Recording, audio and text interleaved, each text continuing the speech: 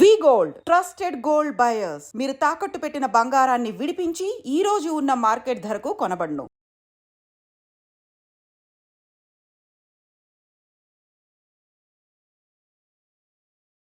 Welcome to I dream. Operation Sindoor success తర్వాత భారత్ పాక్పై మరోసారి పోరాటం చేస్తుందా? అసలు ఆపరేషన్ సింధూర్ ఎలా స్టార్ట్ అయింది, ఎప్పుడు ఎండ్ అయింది అనే విషయాలు మనతో మాట్లాడడానికి మాజీ మేజర్ హర్షవర్ధన్ గారు ప్రస్తుతం మనతో ఉన్నారు. అని అడిగి చాలా క్లారిటీగా తెలుసుకుందాం. సార్ నమస్తే అండి. జై హింద్ మురళి గారు. జై హింద్ సార్. సార్ మీ ముఖంలో కొంచెం వెలుగు కనిపిస్తుంది. అంటే ఒక ఆన్సర్ అయితే ఇన్ని రోజులు నేను ఇక్కడికి వచ్చి ఆన్సర్ చెప్పాల్సి వచ్చింది. ఫైనల్గా Indian army, air force, navy answer చెప్పారు. So I'm also very happy. Okay sir, నా హ్యాపీ సరిపోతుంటారా? మన ఇచ్చిన స్ట్రైక్ చాలంటారా? లేదండి, చాలంటారా? ఇది జరిగినందుకు నాకు ఆనందంగా ఉన్నా కానీ ఎక్కడో చోట దాన్ని ఏమంటారు, నేనైతే కంప్లీట్గా హ్యాపీగా అయితే లేను. మెయిన్గా రెండు విషయాలండి, రెండు కాదు ఒక మూడు విషయాలు చెప్తాను. ఫస్ట్ విషయం ఏంటంటే, ఇప్పుడు మనం ఇంతకుముందు ఉరీ చూసుకున్నా, ఉరీ అటాక్ జరిగినప్పుడు మనం సర్జికల్ స్ట్రైక్ చేసాం. ఆ తర్వాత పుల్వామా జరిగినప్పుడు మనం బాలాకోట్ ఎయిర్ స్ట్రైక్ చేసాం. అప్పుడు కూడా దాదాపు మనం చేసింది ఇదే. అంటే అప్పుడు కొద్దిగా తక్కువ మంది టెర్రరిస్టులను చంపుండొచ్చు, ఇప్పుడు ఎక్కువ మందిని చంపుండొచ్చు. ఇంతకుముందు లాంచ్ ప్యాడ్స్ మీద మనం అటాక్ చేసి ఉండొచ్చు. ఇప్పుడు ఎక్కడైతే వాళ్ళని తయారు చేస్తారో మదర్సాస్ ఏవైతే ఉన్నాయో వాళ్ళ మీద చేసాం. కానీ ఎందుకో నాకు ఇది ఇంకా తక్కువే అనిపిస్తుంది. అంటే మన Indian army, navy, air force కలిసి 1971 తర్వాత 3 యూనిట్స్, అంటే 3 ఆర్మీ, నేవీ, ఎయిర్ ఫోర్స్ 3 కలిసి చేసిన ఆపరేషన్ సింధూర్. సో దీన్ని 3 ఎంటిటీస్ ఉన్నాయి కాబట్టి ఇంకా క్యాపబిలిటీస్ ఎక్కువ ఉంటాయి. ఒకవేళ ఆర్మీ ఒక్కటే చేస్తే ఆర్మీ క్యాపబిలిటీస్ కొద్దిగా లిమిటెడ్గా ఉంటాయి. ఎందుకంటే ఆర్మీ దగ్గర ఫైటర్ జెట్స్ ఉండవు. అదే నేవీ, ఎయిర్ ఫోర్స్ అనుకోండి, అక్కడ ఫైటర్ జెట్స్ ఉంటాయి, మిసైల్స్ కొద్దిగా పెద్దవి ఉంటాయి. సో అలాగే 3 కలిసి చేసినప్పుడు ఇంకా పెద్ద ఎత్తున చేయాలని నేనైతే ఇప్పటికీ నమ్ముతున్నాను. అదొక విషయం నాకు ఇంకా నచ్చలేదు. మూడో విషయం ఏంటి అంటే, పూంచ్, రజౌరి అని జమ్మూలో ఏరియాస్ ఉన్నాయి. ఎప్పుడైతే మనం ఈ స్ట్రైక్స్ చేసామో ఆ తర్వాత పూంచ్, రజౌరిలో ఏవైతే ఇప్పుడు మనం పాకిస్తాన్ మీద అటాక్ చేయాలనుకోండి, ఇప్పుడు అక్కడ టెర్రరిస్ట్ క్యాంప్స్ ఉన్నాయి కాబట్టి వాటి మీద మనం బాంబ్స్ అవి ఇవి వేసాం. అదే ఇండియాలో పాకిస్తాన్ అటాక్ చేయాలనుకోండి, ఇటువైపు ఏం టెర్రరిస్ట్ క్యాంప్స్ లేవు వాళ్ళు వేయడానికి. సో వాళ్ళు డైరెక్ట్గా సివిలియన్స్ని టార్గెట్ చేసి పూంచ్, రజౌరి ఏరియాలో కనీసం 15 మంది సివిలియన్స్ చనిపోయారు. ఒక రకంగా చూసుకుంటే అది మనం ఆ విషయంలో ఓడిపోయామన్న విషయాన్ని మనం గమనించాలి. ఎందుకంటే మొన్న పెహల్గాంలో 26 మంది చనిపోయారు, ఇవాళ సివిలియన్స్ 15 మంది చనిపోయారు. అంటే నేను ఇంతకు ముందు కూడా మీతో మాట్లాడినప్పుడు చెప్పాను, యుద్ధం లాంటిది ఏదైనా జరిగితే సివిలియన్స్ లైఫ్ కూడా థ్రెట్ ఉంటుంది అని. కానీ పాస్ట్లో ఒకసారి చూసుకుంటే కాశ్మీర్ వైపు ఎక్కువగా ఆర్టిలరీ షెల్లింగ్ అనేది జరగదు కంపారిటివ్గా చూసుకుంటే. ఎందుకంటే కాశ్మీర్లో ఎక్కువ ముస్లిం పాపులేషన్ కాబట్టి అక్కడ ఆర్టీ షెల్లింగ్ చేస్తే లోకల్స్కి, సివిలియన్స్కి ఏమన్నా అయితే వాళ్ళకి సపోర్ట్ దొరకదని చెప్పి పాకిస్తాన్ అటువైపు ఎక్కువ షెల్లింగ్ చేయదు. కానీ జమ్మూ వైపు ఏదైతే ఉందో, జమ్మూ రీజన్ ఎక్కడైతే మిక్స్డ్ పాపులేషన్ ఉందో, ఎక్కడైతే హిందూస్, ముస్లిమ్స్ అందరూ అన్ని మతాల వాళ్ళు ఉంటారో అటువైపు ఎక్కువగా షెల్లింగ్ చేసేది. ఇప్పటి నుంచనే కాదు, గత 30 సంవత్సరాల నుంచి కూడా ఎప్పుడన్నా జేఎండ్కేలో షెల్లింగ్ చేయాలి అంటే పాకిస్తాన్ మెజారిటీ టైం మనకి జమ్మూలోనే షెల్లింగ్ చేస్తారు. అది మనకి తెలిసినా కానీ, అంటే ఖచ్చితంగా చేస్తారని తెలిసినా కానీ కొద్దిగా ప్రోయాక్టివ్గా అక్కడ ఉన్న సివిలియన్స్ని ముందే ఎవాక్యువేట్ చేసి ఉండాల్సింది బోర్డర్ ఏరియా. హిస్టరీ చెప్తుంది కదండి జమ్మూలో కొడతారని, మరి ఎందుకు? అదే కదండి, ఇప్పుడు ఇది Jammu and Kashmir law and order కిందకు వస్తుంది, ఇది స్టేట్ లా అండ్ ఆర్డర్ కింద. అక్కడ ఉన్న అఫీషియల్స్ కొద్దిగా ప్రోయాక్టివ్గా ఎందుకు తీసుకోలేదన్నది వాళ్ళే చెప్పాలి. ఇది ఇప్పటికైనా మంచిదైంది, ఇప్పుడైతే వాళ్ళని ఎవాక్యువేట్ చేశారు మొత్తం. కానీ కొద్దిగా ముందు చేసుంటే ఆ 15 ప్రాణాలు కూడా మిగిలి ఉండేయని నా ఉద్దేశం. ఓకే సార్, ఒకసారి ఆపరేషన్కి వెళ్దామండి. అవును, ఆపరేషన్కి ఎప్పటి నుంచో ఎప్పుడా ఎదురు చూస్తుంటే ఫైన్ డే ఒకసారి ఆయన. అవును, అంటే మనకి 7th మాక్ డ్రిల్స్ అని చెప్పి ఇక్కడ చెప్పి 6th, 7th నైట్నే వాళ్ళు అక్కడ మాక్ డ్రిల్స్ చేయించారు వాళ్ళ చేత. సార్ 3 యూనిట్లు ఎక్కడెక్కడ స్టార్ట్ అయి ఉంటాయి? అంటే చూడండి, ఇప్పుడు వరకు మనకి ఈ ఆపరేషన్ గురించి తెలిసింది గట్టిగా 10% వరకే. ఎందుకంటే ఇది కాన్ఫిడెన్షియల్ ఇన్ఫర్మేషన్ కాబట్టి అంత తొందరగా బయటికి రాదు, చిన్నగా వస్తుంది. అంటే ఇంతకుముందు సర్జికల్ స్ట్రైక్స్ అయినప్పుడు కానివ్వండి, ఎయిర్ స్ట్రైక్స్ అయినప్పుడు కానీ వెంటనే ఏ విషయం బయటికి రాదు కాన్ఫిడెన్షియాలిటీ వల్ల. ఇందులో ఇప్పుడు వరకు మనకు తెలిసిన విషయం ఏంటి అంటే, army, navy, air force 3 participate చేసినాయి. కానీ పార్టిసిపేట్ ఎలా చేసినాయి? ఇక్కడ ఇంకొక పాయింట్ మనకు చెప్పింది ఏంటి అంటే, ఒక్కళ్ళు కూడా బార్డర్ దాటలేదు. కానీ మనం చూసుకోవాల్సింది ఏంటంటే, across LC, across international border రెండింటిని దాటి మనం టార్గెట్స్ని అటాక్ చేసాం. ఏవి దాటకుండా ఎలా వెళ్ళినాయి? నా అనాలిసిస్ ప్రకారం నేనేమనుకుంటున్నాను అంటే, మనకి శామ్ మిసైల్స్ అని ఉంటాయి. అంటే శామ్ అంటాం మనం, సర్ఫేస్ టు ఎయిర్ మిసైల్. అంటే భూమి మీద నుంచి మనం మిసైల్ వదిలిపెడితే అది వెళ్ళి గాల్లో తగలడం కానీ, లేకపోతే సర్ఫేస్ టు సర్ఫేస్ మిసైల్స్ ఉంటాయి. అవి ఆర్మీ దగ్గర ఉన్నాయి. సో ఆర్మీ నాకు తెలిసి సర్ఫేస్ మిసైల్స్ యూజ్ చేసి అక్కడ డిస్ట్రక్షన్ చేసి ఉండాలి. ఎయిర్ ఫోర్స్ వాటికి మనం బేసిక్గా ఈ ఆపరేషన్లో 2 రకాల మిసైల్స్ ఖచ్చితంగా వాడాం. ఒకటి హ్యామర్, ఒకటి స్కాల్ప్ అని. ఈ 2 పేర్లు. ఈ హ్యామర్ అనేది ఫ్రాన్స్ నుంచి తెచ్చుకున్న మిసైల్స్, ఈ స్కాల్ప్ అనేది బ్రిటిష్ ఫ్రాన్స్ కలిసి తయారు చేసిన మిసైల్స్ అనమాట. వీటిని మనం లాంగ్ రేంజ్ గైడెడ్ మిసైల్స్ అంటాం, గైడెడ్ క్రూయిజ్ మిసైల్స్ అంటాం. సో ఇవి మనం ఒకవేళ మనం లోపలికి ఎంటర్ అవ్వకపోయినా మనం బార్డర్ దగ్గర ఉండి మన ఎయిర్ క్రాఫ్ట్ గాల్లో పెట్టి అక్కడి నుంచి ఫైర్ చేసినా కానీ చాలా దూరం వెళ్ళి ఎనిమీ టార్గెట్స్ని టార్గెట్ చేసేంత క్యాపబిలిటీస్ ఉన్న మిసైల్స్ ఇవి. సో ఎయిర్ ఫోర్స్ నాకు తెలిసి గాల్లో ఉండి బార్డర్ క్రాస్ అవ్వకుండా టార్గెట్స్ లాక్ చేసి ఇక్కడి నుంచే ఫైర్ చేసి ఉండొచ్చు. మరి నేవీ ఎలా ఇన్వాల్వ్ అయింది అంటే నేను అనుకోవడం ఏంటి అంటే మనకి ఎయిర్ క్రాఫ్ట్ క్యారియర్ ఉన్నాయి. ఐఎన్ఎస్ అరిహంట్ అని కానివ్వండి, లేకపోతే ఐఎన్ఎస్ విక్రాంత్ కానివ్వండి, ఇలాంటి ఎయిర్ క్రాఫ్ట్ క్యారియర్స్ ఉంటాయి. ఈ ఎయిర్ క్రాఫ్ట్ క్యారియర్స్ మీద అట్ ఏ టైం మనం కనీసం 15-16 జెట్ ప్లేన్స్ తీసుకొని మనం ట్రావెల్ చేయొచ్చు. సో నాకు తెలిసి జెట్ ప్లేన్స్ ఏవైతే ఖచ్చితంగా తెలిసిన విషయం ఏంటంటే ఇందులో రఫేల్స్ ఏవైతే మనం ఫ్రాన్స్ నుంచి కొత్తగా తెప్పించుకున్నామో అవైతే మాత్రం ఖచ్చితంగా యూజ్ అయినాయి అని మాత్రం మనం ఒకసారి గమనించాలి. నాకు తెలిసి రఫేల్ ఎయిర్ క్రాఫ్ట్స్ ఏవైతే ఉన్నాయో ఇండియాలో ఉన్న ఏదన్నా బేస్ మీద నుంచి ఎగరకుండా ఈ ఎయిర్ క్రాఫ్ట్ క్యారియర్ నుంచి టేక్ ఆఫ్ అయ్యి అవి ఫైర్ చేసి మళ్ళీ ఎయిర్ క్రాఫ్ట్ క్యారియర్ మీద ల్యాండ్ అయినాయి అని నా ఉద్దేశం. కానీ మీరు చెప్తున్న ఆ ప్రాంతం అంతా కూడా గుజరాత్, ఆ ప్రాంతంలో సముద్రం ఉందండి, కానీ జెట్స్కి చాలా అది కూడా ఉంటుంది కదా, చాలా దూరం వెళ్ళి వచ్చే కేపబిలిటీ ఉంటుంది. వాటిలో చాలా ఫ్యూయల్ ఉంటుంది. ఆల్మోస్ట్ కొన్ని వేల కిలోమీటర్లు అవి ట్రావెల్ చేసే అంత కేపబిలిటీ వాటికి ఉంటాయి. సార్ ఆపరేషన్ స్టార్ట్ అయింది, పర్టికులర్గా 9 ఏరియాలు కొట్టాం. అక్కడ మన టార్గెట్ ఉండాలని ఎప్పటి నుంచో మనకు ఆల్రెడీ ఉందా, ఐడెంటిఫై చేసి ఉంచి ఉన్నాం? అవునండి, మనకి కంటిన్యూస్గా ఇంటెలిజెన్స్ ఇంటర్సెప్షన్స్ అనేవి కంటిన్యూస్గా వస్తాయి. మీరు ఆపరేషన్ని పర్టికులర్గా చూసుకుంటే మనం 1:05 స్టార్ట్ చేసి 1:30 కల్లా మనం ఆగొట్టాం. అంటే జస్ట్ 25 నిమిషాల్లో 9 లొకేషన్లో 24 స్ట్రైక్స్ మనం చేయగలిగిన క్యాపబిలిటీ మనది. అంటే ఒక అరగంటలో మనం ఎంత డ్యామేజ్ చేయగలిగామో మీరు చూడొచ్చు. నేను అందుకే చెప్తుంది ఐఎమ్ స్టిల్ నాట్ హ్యాపీ. ఎందుకంటే అరగంటలో ఇంత చేయగలిగిన క్యాపబిలిటీస్ మనకు ఉన్నప్పుడు ఇంకొద్దిగా ఎక్కువ చేయాల్సింది. ఎందుకంటే ఉట్టి టెర్రరిస్ట్ క్యాంప్స్ మీద మనం ఎన్ని రోజులని టార్గెట్ చేస్తాం. ఇక్కడ మనకున్న ఇంకొక హోప్ ఏంటి అంటే మన పూర్వపు ఎవరైతే చీఫ్ ఆఫ్ ఆర్మీ స్టాఫ్ ఉన్నారో మాజీ సైన్యాధ్యక్షులు జనరల్ నరావనే గారు, ఆయన ట్వీట్ ఏం చేశారంటే ఇది జస్ట్ బిగినింగ్ మాత్రమే అని ట్వీట్ చేశారు. ఆ ఆశ అయితే నాకు ఇంకా ఉంది. ఇది జస్ట్ ఫస్ట్ రౌండ్, ఇంకా రౌండ్స్ ఉంటాయని నేను కోరుకుంటున్నాను. ఖచ్చితంగా నేను అలాగ అనుకుంటున్నాను, అలా అవ్వాలని అనుకుంటున్నాను. సార్ 9 ప్రాంతాల్లో కొట్టారు కదా, 9 ప్రాంతాల్లో ఒక్కొక్క ప్రాంతం గురించి చెప్పగలరా? అంటే ఏ విధంగా వాళ్ళు, నేను వీటిని 2-3 రకాలుగా విభజిస్తాను మనకి కొద్దిగా ఈజీగా అర్థం చేసుకోవడానికి. ఇందులో మూడు రకాల గ్రూప్స్ ఉన్నాయి.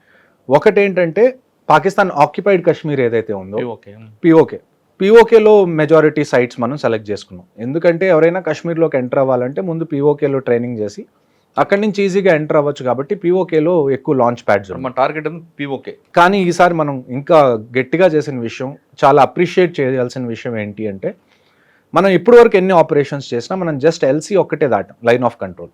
ఇంటర్నేషనల్ బౌండరీ అనేదాన్ని మనం ఎప్పుడు ఇంతకుముందు దాటలేదు. కానీ ఈసారి ఎస్పెషల్లీ ముజఫరాబాద్ అనే ప్లేస్, అబోటాబాద్ అని పాకిస్తాన్లో ఒక ప్లేస్ ఉంటుంది.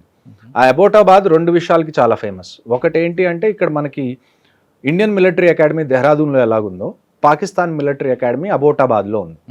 అంటే అక్కడ ఉండే ఆర్మీ ఆఫీసర్స్ ఎవరైతే ఉంటారో అందరూ అక్కడే ట్రైన్ అవుతారు పాకిస్తాన్ మిలిటరీ అకాడమీలో.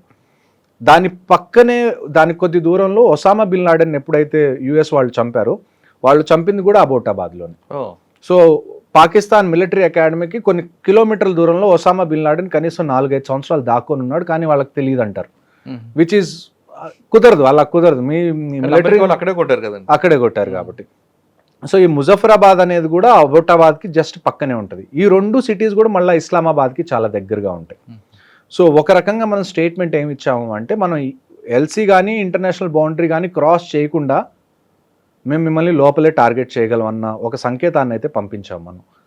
And at the same time మీరు కొద్ది కిందకు వస్తే పంజాబ్, రాజస్థాన్ వైపు వస్తే మనకి మురీద్కి అని ఒకటి, ఆ తర్వాత బావల్పూర్ అని ఒకటి. ఈ 2 మనకి జైషే మొహమ్మద్ మళ్ళీ లష్కరే తయ్యబాది మెయిన్ ట్రైనింగ్ సెంటర్స్ ఏవైతే ఉన్నాయో ఆ 2 ప్లేసెస్లో ఉన్నాయి. ఇవి కూడా కొద్దిగా పాకిస్తాన్లో ఇంటీరియర్స్లో ఉన్నాయి. దానితో కాశ్మీర్కి చాలా దూరంగా ఉన్నాయి ఇవి. ఒకవేళ మనం బావల్పూర్ చూసుకున్నాం అనుకోండి, బావల్పూర్లో మౌలానా మసూద్ అజర్ ఎవరైతే మన జైషే మొహమ్మద్ హెడ్ ఉన్నాడో, అతను అతని ఫ్యామిలీ ఆ కాంపౌండ్లోనే ఉంటారు. సో నిన్న మనకి తెలిసిన విషయం ఏంటంటే మసూద్ అజర్ ఫ్యామిలీలో 14 మందిని మనం చంపేశాం. ఇంకొక విషయం ఇక్కడ మనం గమనించాల్సింది ఏంటంటే ఆయన ఒట్టి మసూద్ అజర్ కాదు, మౌలానా మసూద్ అజర్. మౌలానా అంటే ఏంటండి? మదర్సాల్లో ఎవరైతే పాఠాలు చెప్తారో వాళ్ళని మౌలానా అంటారు, రిలీజియస్ టీచర్ బేసికలీ. సో ఎవరైతే టెర్రరిజంకి రిలీజన్ లింక్ లేదని చెప్తారో వాళ్ళు నాకు దీనికి ఆన్సర్ చెప్పండి. మసూద్ అజర్ని మౌలానా అని ఎందుకు అంటారు? ఒక ఇస్లామిక్ టీచర్గా ఆయనకి ఎందుకు ఆ కితాబ్ ఇచ్చారు మౌలానా అని? ఇప్పుడు ఎన్నైతే మనం స్ట్రైక్ చేసామో అందులో మెజారిటీ మనం స్ట్రైక్ చేసింది మదర్సాస్ని, మస్జిద్స్ని.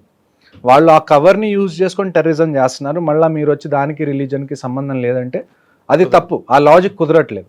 సో దానికి కూడా ఆన్సర్ చెప్పాలి. ఓకే, రెండు ఓకే. ఇంకా మీకు ఐడియా వచ్చిన చెప్పండి. ఇంకా ఈ అంటే 9 ప్లేస్లు కొట్టాం మనం, 9 ప్లేస్లో 2 చెప్తున్నారు. 9 ప్లేసెస్లో 3 చాలా మనకి ఇంపార్టెంట్. ఓకే, మిగతావన్నీ చిన్న చిన్న లాంచ్ ప్యాడ్స్, లేకపోతే ఇంతకు ముందు కూడా మనం అటాక్ చేసిన లాంచ్ ప్యాడ్స్, దగ్గరలో ఉన్న లాంచ్ ప్యాడ్స్ ఏవైతే పాకిస్తాన్ ఆక్యుపైడ్ కాశ్మీర్లో ఉన్నాయో. నేను చెప్పే 3 ఏవైతే ఉన్నాయో అవి పాకిస్తాన్లో ఉన్నాయి. పాకిస్తాన్ ఆక్యుపైడ్ కాశ్మీర్లో లేవు, కంప్లీట్ పాకిస్తాన్లో ఉన్నాయి. ఏది మనకి ఒక ముజఫరాబాద్ ఒకటి, ఏదైతే ఇస్లామాబాద్కి దగ్గరలో ఉంటుంది, ఒకటి మురీద్కి, అది లాహోర్కి దగ్గర, లాహోర్ అంటున్నా, అది కొద్దిగా పంజాబ్ పైన పఠాన్కోట్ దానికి చుట్టుపక్కల ఉంటుంది. అదే మళ్ళీ మనం బావల్పూర్ వచ్చామనుకోండి, అది ఆల్మోస్ట్ రాజస్థాన్ బార్డర్కి ఎదురుగా ఉంటుంది. సో అంత డీప్గా వెళ్ళి మనం కొన్ని చోట్ల టార్గెట్స్ అయితే 10-15 కిలోమీటర్ల దూరంలోనే ఉన్నాయి. అంటే మనం ఇండియాకి ఎక్కడ, పాకిస్తాన్ ఎక్కడ బోర్డర్ ఉందో అన్ని ప్రాంతాల నుంచి కొట్టాం. అవును, ఈవెన్ పంజాబ్, రాజస్థాన్ కూడా, గుజరాత్, జమ్మూ వరకు, శ్రీనగర్ వరకు, అవును, అన్ని బోర్డర్ నుంచి మనం అన్ని బోర్డర్లు ఒక్కసారి అటెంప్ట్ చేస్తాం. అవును. ఇందులో అన్నిటికన్నా గొప్ప విషయం ఏంటంటే ఈ బావల్పూర్ ఒకటి, ఈ మురిద్కి ఒకటి, ఇవి చాలా లోపల ఉన్నాయి. అంటే మన ఐబీకి, ఇంటర్నేషనల్ బౌండరీకి అంత దగ్గరలో లేవు. కనీసం ఒక 50 కిలోమీటర్లు 60 కిలోమీటర్ల దూరంలో మన బావల్పూర్ ఉంది, కనీసం ఒక 30-40 కిలోమీటర్ల దూరంలో ఈ మురిద్కే ఉంది. ఇలాంటి టార్గెట్స్ని కూడా మనం ఆ కంట్రీలోకి ఎంటర్ అవ్వకుండా, ఎయిర్ స్పేస్లోకి ఎంటర్ అవ్వకుండా టార్గెట్ చేయడం అన్నది చాలా గొప్ప విషయం.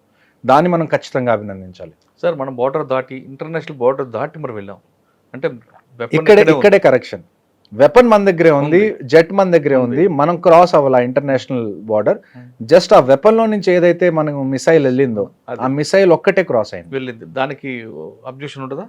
అబ్జెక్షన్ అంటే ఇందులో ఇది జరిగిన వెంటనే నాకు నచ్చని విషయాలు ఇదొకటి. ఇండియన్ గవర్నమెంట్ వెంటనే స్టేట్మెంట్ రిలీజ్ చేసింది, మినిస్ట్రీ ఆఫ్ డిఫెన్స్, ఏమని, మేము చేసినవన్నీ precision strikes only on terrorist infrastructure which are non, దాన్ని ఏమంటారు, ఎస్కలేటరీ ఇన్ నేచర్ అని.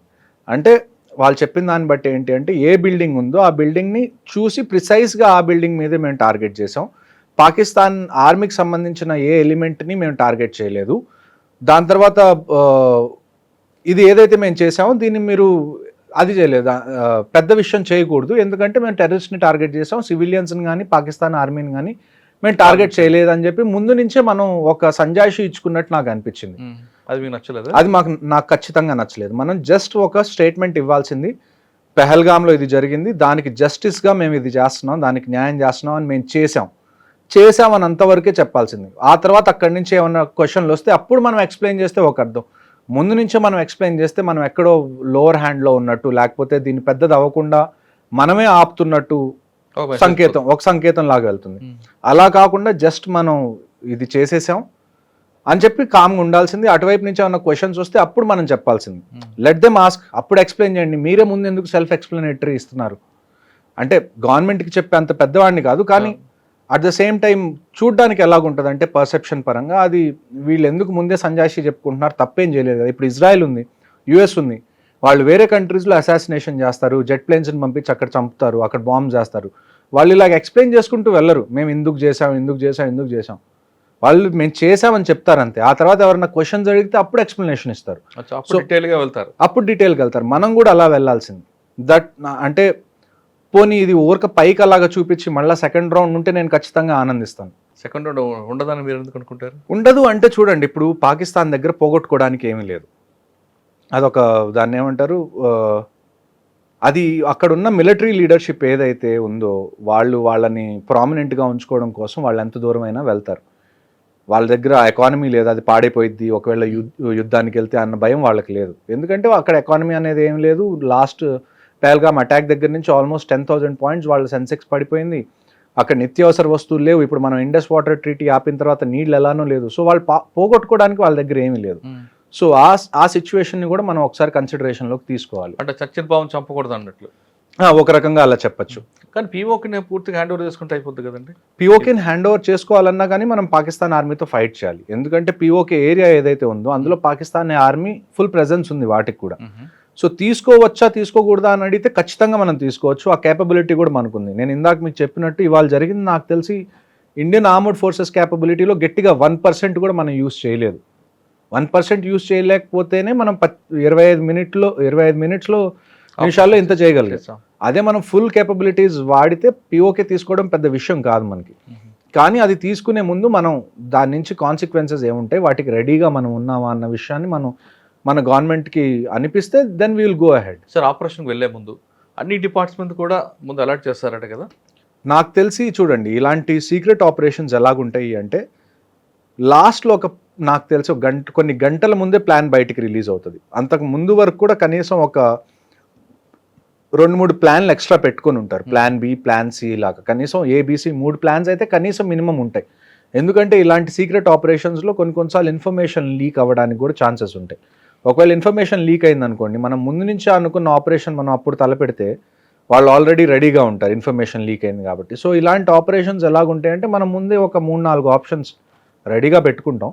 అందులో లాస్ట్లో కొన్ని గంటలు మిగిలిందన్నగానే ఏ ఆపరేషన్ అనేది ఫైనల్ అవుతుందో అప్పుడు చెప్తారు. దాన్ని బట్టి అప్పటి వరకు అందరూ ప్రాక్టీస్ చేస్తూ ఉంటారు. ఒకసారి ఫైనల్ ఆర్డర్స్ వచ్చిన తర్వాత వాళ్ళు ఏదైతే ఆపరేషన్ని ఫైనల్ చేశారో దాన్ని వాళ్ళు కంప్లీట్ చేస్తారు. ఆపరేషన్ ఫైనలైజ్ అయిన తర్వాత ఆపరేషన్ స్టార్టింగ్ ఎంత టైం ఉంటుంది మధ్యలో?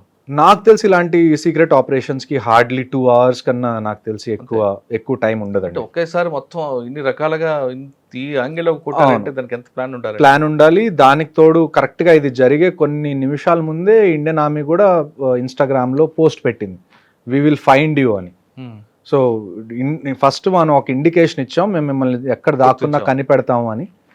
ఆ కనిపెట్టి మరీ కొట్టారు, చెప్పి మరీ చేసినట్టు ఒక రకంగా. అక్కడి నుంచి మళ్ళీ రిటాలియేషన్ కూడా మనకు వస్తుంది ఈ పూంచ్ రజౌరీలో.